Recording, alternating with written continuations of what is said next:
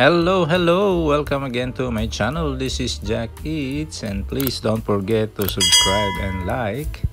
Ang recipe natin for today ay sardines in tomato sauce, and of course lulutuin natin to doon sa ating pressure cooker. So ito yung ating finished product.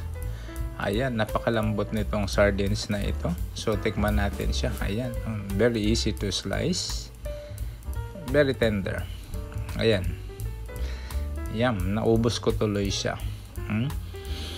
So ito yung pagluluto nito, no? Meron tayo dito 2 kg ng sardines. Tinanggal natin yung head and tail, pati yung kaliskis niya.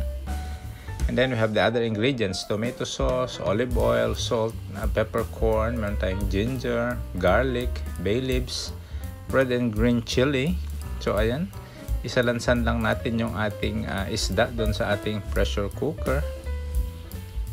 Bali na hugasan natin ito at saka na drain ng mabuti. And then add 2 tablespoons of salt. You can add more as you like or less. Tapos tomato sauce, 2 packet ng tomato sauce na 250 grams yung nilagay ko dito kasi medyo marami-rami yung isda natin. By the way, you can add other herbs and spices dito, depende doon sa gusto ninyong ilagay, no?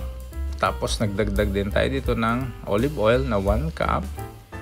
Tapos idagdag na natin yung ating garlic, yung ating bay leaves, peppercorn, tapos 1 cup ng water.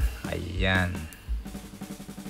Tapos ilagay natin yung ating red and green chili, and then I also added ginger, pambawas ng lansa, no? So takpan lang natin ito, tapos lulutuin natin siya dun sa ating pressure cooker setting, no? So 1 hour yung ilalagay nating oras dito.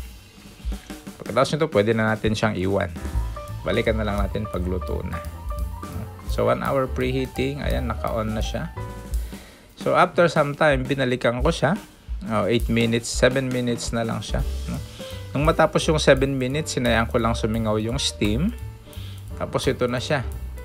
Ayan yung ating sardines, no? Homemade sardines. So this is our finished product. Again, thank you very much for watching. For any comments and suggestions, please leave at the space below. Bye!